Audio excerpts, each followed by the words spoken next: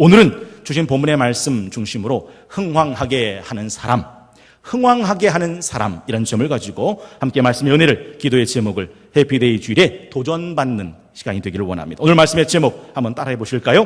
흥왕하게 하는 사람. 바라기는 저와 여러분들이 어느 곳에 들어가시든지 여러분이 들어가심으로 인하여 그곳을 흥왕하게 만드시는 하나님의 사람들이 다 되실 수 있기를 주의 이름으로 축원합니다. 오늘 본문에 보면 느헤미야를 딱 한마디로 말합니다. 이 사람은 이스라엘 민족을 흥왕하게 하는 사람이다. 오늘 본문 10절, 호론 사람 산발랏과 종이었던 암몬 사람 도비아가 이스라엘 자손을 흥왕하게 하려는 사람이 왔다 함을 듣고, 이스라엘 자손을 흥왕하게 하려는 사람이 왔다. 이 흥왕하게 하는 사람이 누굽니까? 느헤미야를 말합니다. 아, 목사님, 근데 느헤미야가 누구래요? 자, 설명을 해드리겠습니다. 이스라엘의 역사를 조금 살펴보면 이스라엘은 참 비운의 역사를 가진 나라입니다. 이스라엘은 기원전 586년 바벨론이라는 나라로부터 망합니다. 망하고 난 뒤 이스라엘 예루살렘 사람들은 뿔뿔이 흩어졌고, 제법 똑똑하다 하는 사람들은 다 바벨론의 포로로 끌려갔습니다. 그리고 그 바벨론은 메데라는 나라에게 망하죠. 그 메데는 바사라는 제국에게 망합니다. 그러니까 물고 물리는 국제 정석 가운데 이스라엘은 동네 북이 된 신세가 된 거죠. 느헤미야는 바로 바사 제국 시절 아닥사스다 왕 옆에 술 따르는 관원으로, 지금 우리 식으로 말하면 대통령 비서실장 자리에 올라간 제바교포입니다. 미국에서 태어난 사람은 재미교포라고 그러죠. 일본에서 태어난 사람은 제일교포라고 그러죠. 바사 제국, 세계사 시간에 배운 페르시아에서 유대인으로 가장 높은 자리에 올라서 대통령 비서실장 측근 중에 측근 된 사람이 느헤미야라 하는 사람이, 그러니까 입지전적의 인물이 됩니다. 이 사람이 왜 이스라엘 민족을 흥왕하게 하는 사람이라는 이름을 갖게 됐는가? 그렇습니다. 이스라엘이 바벨론에 망할 때 예루살렘 성전도 불탔고 예루살렘 성벽도 불탔고 폐허가 됐습니다. 이렇게 폐허가 된 지 142년 동안 누구도 예루살렘 성벽을 재건하지 못했습니다. 물론 왕왕 이거 재건해야 되지 않겠느냐 해서 몇몇 사람들이 몇몇 때에 한번 재건해 보자고 거사를 일으켰다가 현실적인 문제에 맡겨서 중도 하차하고 주저앉아 버리고 있었습니다. 이렇게 예루살렘 성벽이 무너졌던 게 142년입니다. 이 142년 동안 무너졌던 예루살렘 성벽을 단 52일, 8주 만에 완벽하게 재건하고 중건해낸 인물이 있는데 그 사람이 느헤미야입니다. 그러니까 느헤미야를 성경은 뭐라고 말합니까? 이스라엘 민족을 흥왕하게 하는 사람이다 라고 말을 하는 것이다는 거죠. 2장 17절에 보면 느헤미야가 이렇게 외치는 대목이 나옵니다. 2장 17절, 우리 다 함께 성경책을 보시고 함께 합독합니다. 시작. 후에 그들에게 이르기를 우리가 당한 공경은 너희도 보고 있는 바라. 예루살렘이 황폐하고 성문이 불탔으니 자, 예루살렘 성을 건축하여 다시 수치를 당하지 말자 하고, 이것이 느헤미야, 이스라엘을 흥왕하게 하는 사람의 모습입니다. 여러분, 도대체 느헤미야는 어떤 사람이었길래 이 무너진 예루살렘 성벽을 재건했고 이스라엘을 흥왕하게 하는 사람이라는 이름을 갖게 되었을까요? 첫 번째, 관심 갖고 아파하는 사람이 흥왕하게 하는 사람입니다. 관심을 갖고 아파하는 사람. 오늘 1장 2절에 보면 느헤미야의 마음의 관심이 이렇게 표현되어 있습니다. 1장 2절 한번 성경책을 보시고요, 함께 읽어보겠습니다. 시작. 내 형제들 가운데 하나인 하나니아가 두어 사람과 함께 유다에서 내게 이르렀기로 내가 그 사로잡힘을 면하고 남아있는 유다와 예루살렘 사람들의 형편을 물은즉. 사실 이 바사 제국은 아다사스다 왕 수상궁이 있는 바사 제국은 예루살렘으로부터 1200km가 떨어져 있는 곳입니다. 1200km는요 보이지도 않는 거리입니다. 그리고 이 수산궁에 있는 느헤미야는 아까 말씀드렸죠, 당대 최고 절대 패권 아닥사스다 왕의 비서실장입니다. 1200km에 떨어져 있는 예루살렘 그 곳이 어떠하든지, 그 성읍 사람들이 어떠하든지 느헤미야하고는 상관이 없습니다. 그런데 그럼에도 불구하고, 그 1200km에도 불구하고 예루살렘 사람과 전혀 상관없는 고위 관직 자리에 있었음에도 불구하고 느헤미야의 마음은 예루살렘에 있었고 느헤미야의 마음은 예루살렘의 형편을 살폈습니다. 예루살렘에 다녀온 사람들을 보고 느헤미야가 묻는 겁니다. 예루살렘이 어떠하냐? 유다 사람들이 어떠하냐? 그 형편을 궁금해 하더라 하는 것이죠. 여러분, 그 형편을 뭐라고 말해줍니까? 3절에 보니까 갔다 온 사람들이 느헤미야에게 이렇게 말해주죠. 그들이 내게 이르되 사로잡힘을 면하고 남아있는 자들이 그 지방 거기에서 큰 환난 당하고 능욕받으며 예루살렘 성은 허물어지고 성문들은 불탔다 하는지라. 그렇습니다. 완전히 초토화됐고 완전히 폐허로 남아있습니다. 그 얘기를 딱 듣고 느헤미야의 마음, 4절, 내가 이 말을 듣고 앉아서 울고 수일 동안 슬퍼하며 하늘의 하나님 앞에 금식하며 기도했다라고 되어 있어요. 여러분, 그 형편을 듣고 느헤미야의 가슴이 찢어지는 거예요. 그 형편이 가슴 아파 오더라 하는 것이죠. 여러분, 사실 이 느헤미야는 아닥사스다 왕의 술 맡은 관원장인데 술을 따라주는 이 직위는 굉장히 중요한 직위입니다. 원래 왕은 암살의 위험이 있잖아요. 그래서 자기 먹거리는 자기가 가장 신임할 수 있는 최측근에게 맡기는 법입니다. 그러니 느헤미야가 얼마나 신임받았는지를 우리는 알 수 있는 거죠. 그리고 이 술 맡은 관원장이 절대로 하면 안 되는 것이 있는데 그게 뭐냐면 대통령 앞에서 안색을 상하게 하는 일은 절대 하면 안 됩니다. 그런데 느헤미야는 왕 앞에서 안색이 상해요. 그때 왕이 어찌하여 너의 안색이 상하느냐라고 묻지요. 그때 느헤미야 2장 3절에 보면 느헤미야가 이렇게 대답하는 장면이 나옵니다. 우리 2장 3절 말씀 함께 합독하겠습니다. 시작. 왕께 대답하되 왕은 만세수를 하옵소서. 내 조상들의 묘실이 있는 성읍이 이제까지 황폐하고 성문이 불탔사오니 내가 어찌 얼굴에 수심이 없사오리까. 나는 아무리 1200km 바깥에 편안한 수산궁에서 이렇게 육신의 안위를 누리고 최고의 권력의 최측근 중심부에 있다 하더라도 내 조상, 내 하나님의 성읍 예루살렘이 성벽이 불타버렸다는 소식을 들었는데 내가 어찌 걱정이 없겠습니까? 그 얘기를 하는 거예요. 그 형편이 느헤미야에겐 아픔이 되었더라 하는 것이죠. 여러분, 통영에 가면 이순신 장군의 한산섬 달 밝은 밤에라는 시가 있죠.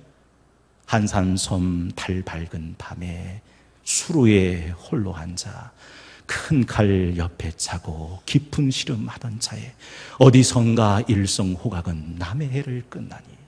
여러분, 이순신 장군은 지금 창자가 끊어지는 아픔을 홀로 느끼고 있어요. 모두가 다 잠든 밤에 잠들지 못하고 술에 홀로 깨어 있습니다.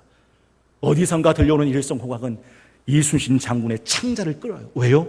임진왜란, 왜구들이 우리 한반도를 짓밟고 있는 그것을 가슴 아파하는 이순신 장군의 마음이 있었더라는 거죠. 사도 바울 역시 마찬가지예요. 사도 바울은요, 20세기 기독교 2000년 역사 가운데 가장 위대한 크리스찬입니다. 성경 고린도후서 11장 24절에 보면 사도 바울이 복음을 위해서 얼마나 고군분투했는지를 이렇게 묘사합니다.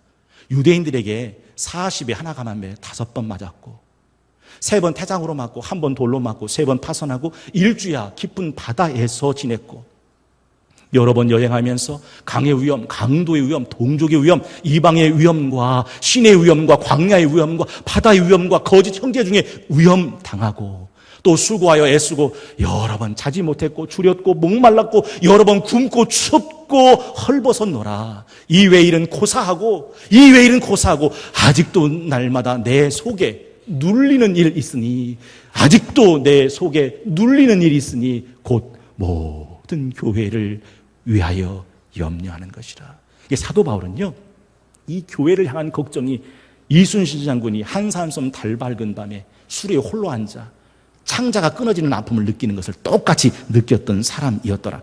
이걸 느꼈던 사람이 누구라고요? 느헤미야. 느헤미야는요, 최고의 관직에 올랐지만 예루살렘 성문과 불탄 성벽과 회파되어진 성읍과 뿔뿔이 흩어졌던 예루살렘 성문 사람들을 보면서 가슴을 후벼 파는 아픔을 느낀 거죠. 예수님도 역시 마찬가지예요. 성경에 보면 예수님이 평생 우셨다라는 게 3번 나와요. 이 3번 중에 한 번이 언제냐면 마르다와 마리아 오라비 나사로가 죽었을 때요. 사실 저는 아직도 예수님이 이때 울었다는 게 사실 전 아직 잘 이해가 안 됩니다. 왜 그러냐면 예수님은 마르다와 마리아 오라비 나사로가 죽었을 때 이 나사로를 살려낼 생각이었고 우리가 잘 아는 대로 살려냅니다. 나사로야 나오라. 죽은 지 나흘에 대해서 썩은 내 나는 나사로를 살려내실 예수님이었습니다. 그런데 예수님께서 요한복음 11장 33절에 보면 이렇게 되어 있어요. 예수께서 그가 우는 것과 또 함께 온 유대인들이 우는 것 보시고 심령의 비통이 여기시고 불쌍히 여기사 이르시되 그를 어디 두었느냐 이르되 주여 와서 보옵소서 하니 35절 예수께서 눈물을 흘리시더라. 36절은 이렇게 끝납니다. 이에 유대인들이 말하되 보라 그를 얼마나 사랑하셨는가. 여러분이 궁금하세요? 여쭤보면 저는 이해가 안 가거든요. 제가 예수님이라면 전 이 장면에서 이 대목에서 안 웁니다. 왜 안 우냐면 나는 결국 조금 뒤에 돌문 옮겨놓아 나는 부활이요 생명이니 나를 믿는 자는 죽어도 살겠고 무릇 살아서 나를 믿는 자는 영원히 죽지 아니하리라. 이것을 네가 믿느냐? 네가 믿으면 하나님의 영광을 보리라. 나사로야 나오라 하고서 살려낼 바로 그 순간인데 왜 울어요? 근데 예수님은 울었다는 거예요. 왜요? 사랑하니까. 사랑하니까. 궁금해서 여쭤봅니다. 여러분 눈물 흘리신 적 있죠? 혹 그 눈물이 교회를 위한 눈물이었던 적 있으십니까? 내 주의 나라와 주 계신 성전과 피 흘려 사신 교회를 늘 사랑합니다. 이 교회 위하여 눈물과 기도로 내 생명 다하기까지 늘 봉사합니다. 한 가지 말씀드리고 싶어요. 느헤미야가 흘렸던 이 눈물은 그저 TV 드라마 슬픈 장면 나올 때 하고 흘리는 그런 값싼 싸구려 연민의 눈물이 아닙니다. 느헤미야는 수일 동안을 울며 기도했다요. 충동적인 눈물이 아니에요. 감상적인 눈물이 아니에요. 느헤미야의 심장에 박힌 아픔이었고 그 아픔의 눈물이었더라 하는 거죠. 두 번째, 기도하고 기다리는 사람이 흥왕하게 하는 사람입니다. 기도하고 기다리는 사람이 흥왕하게 하는 사람이죠. 아까 읽었던 4절에 내가 이 말을 듣고 앉아서 울고 수일 동안 슬퍼하며 하늘의 하나님 앞에 금식하며 기도하여. 그리고 1장 11절에 보면 계속해서 그의 기도를 이렇게 말씀합니다. 주여 구하오니 귀를 기울이사 종의 기도와 주의 이름을 경외하기를 기뻐하는 종들의 기도를 들으시고 오늘 종이 형통하여 이 사람 앞에서 은혜를 입게 하소서. 느헤미야 1장에서 끝장까지 보면 느헤미야가 모두 몇 번 기도하는지 아십니까? 12번 기도해요. 이렇게 기도로 시작했던 느헤미야가 예루살렘 성벽 중건을 위해서 끝까지 기도한 게 12번입니다. 문제를 만날 때부터 비상시마다 그의 선택은 기도였어요. 기도로 시작했고 기도로 살다가 기도로 마친 기도의 사람이 느헤미야입니다. 전 여러분에게 한번 여쭤보고 싶어요. 여러분 살다가 문제를 만날 때 기도는 몇 번째입니까? 느헤미야는 첫 번째가 기도였어요. 기도로 시작하고 기도로 살다가 기도로 마칩니다. 무엇을 계획하거나 무슨 일을 시작할 때 반드시 먼저 해야 되는 일이 있는데 그게 기도하는 일이다 하는 거죠. 오늘 느헤미야가 8절에 보면 자기의 이 일을 이렇게 고백합니다. 또 왕의 살림 감독 아스백에 조서를 내리사 그가 성전에 속한 영문의 문과 성곽과 내가 들어갈 집을 위하여 들보로 쓸 제목을 내게 주게 하옵소서 하매 내 하나님의 선한 손이 나를 도우심으로. 여러분 그거 아세요? 아까 말씀드렸죠? 142년 동안 무너졌던 예루살렘 성벽을 재건하려고 했던 적이 역사적으로 몇 번 있었다니까요. 그때마다 그걸 중지시키고 그때마다 그것을 폐지시키고 그때마다 그것의 전면 백주화를 말한 사람이 바로 오늘 아닥사스다 왕이에요. 그런데 이 아닥사스다 왕이 느헤미야가 하는 일은 어떻게 했다고요? 허락해줘요. 성경 말합니다. 하나님의 선한 손이 나를 도우심으로. 여러분 1장 여기 넘기면 이제 11절에 보면 느헤미야의 기도가 이렇게 돼 있어요. 1장 11절. 우리 한번 읽어볼까요? 함께 읽습니다. 시작. 주여 구하오니 귀를 기울이사 종의 기도와 주의 이름을 경외하기를 기뻐하는 종들의 기도를 들으시고 오늘 종이 형통하여 이 사람 앞에서 은혜를 입게 하옵소서 하였나니. 하나님, 아닥사스다 왕 앞에서 제가 은혜를 입게 하옵소서 라고 기도한 거예요. 그리고 아닥사스다 왕 앞에 그 청을 드렸을 때 왕이 뭐 했답니다? 허락하였더라. 그리고 내 하나님의 선한 손이 나를 도우셨다라고 말하죠. 성경에 보면 하나님이 어떤 분이신가를 잠언 21장 1절에 보면 이렇게 되어 있어요. 잠언 21장 1절 왕의 마음이 여호와의 손에 있음이 마치 봄물과 같아서 그가 임의로 인도하시니라. 여러분, 논농사 지을 때 논둑에 물골을 열었다 닫았다 하는 건 누가 하는 겁니까? 농부가 물고 열고 싶으면 물고 여는 거고, 농부가 물고 닫고 싶으면 닫아버리는 거거든요. 성경 말합니다. 왕의 마음이 하나님의 손에 있어서 봄물같이 임의대로 하신다. 하나님이 아닥사스다 왕의 마음을 봄물처럼 여셨고, 하나님은 그 왕의 허락을 느헤미야에게 허락하셨더라 하는 것이죠. 제가 오늘 말씀을 준비하면서 꼭 말씀드리고 싶은 건 이겁니다. 느헤미야는 1200km 떨어져 있는 예루살렘에 관심을 가졌어요. 원래 아닥사스다 왕 절대 패권 군주는요, 신하들의 마음을 헤아리는 사람이 아닙니다. 수틀리면 죽이고 다른 사람을 세우면 그만인데, 오늘 본문에 보면 느헤미야가 수심이 가득할 때 아닥사스다 왕은 느헤미야에게 물어줘요. 뭐라고 묻습니까? 2절에 보면 2장 2절 왕이 내게 이르시되 네가 병이 없거늘 어찌하여 얼굴에 수심이 있느냐? 이는 필연 내 마음에 근심이 있음이로다. 여러분, 느헤미야가 하나님의 성읍 예루살렘 성읍에 관심을 가지니까 아닥사스다 왕이 느헤미야의 마음에 관심을 보여요. 예루살렘을 사랑하라. 예루살렘을 사랑하는 자는 그가 사는 성읍이 형통하리라 말씀하셨습니다. 사실 우리가 하나님께서 이 마음을 움직이시는 것을 꼭 기억할 필요가 있어요. 전 여러분에게 여쭤보고 싶은 게 있는데, 여러분의 마음이 여러분의 마음대로 되면 여러분은 어떻게 되실 것 같습니까? 그건 재앙입니다. 내 마음이 내 마음대로 돼버리면 그건 재앙입니다. 하나님이 사람을 어떻게 심판하는지 아세요? 그 사람의 마음을 그 사람 마음대로 내버려둬요. 사람이 사람 마음대로 살아버리면 그 마지막 끝은 패망이에요. 진짜 은혜가 뭔지 아십니까? 하나님이 내 마음을 내 마음대로 내버려두지 않으시고 내 마음을 감동시키시는 거예요. 내 마음으로 도저히 품을 수 없는 높은 고상한 마음을 내 마음이 품을 수 있도록 내 마음을 감동시키는 거예요. 여러분, 저와 여러분들의 마음이 하나님의 영으로 감동되시기를 주의 이름으로 축원합니다. 마지막 세 번째가 있는데, 그것이 바로 사명을 품고 준비하는 사람이 흥왕하게 하는 사람이다 하는 것이죠. 사명을 품고 준비하는 사람이. 여러분, 예루살렘 성벽이 몇 년 동안 무너져 있었다고 그랬습니까? 142년. 이 142년 동안 무너져 있었던 이 성읍을 누가 재건한다고요? 느헤미야. 왜 그럴까요? 오늘 본문에 보면 5절에 이렇게 시작합니다.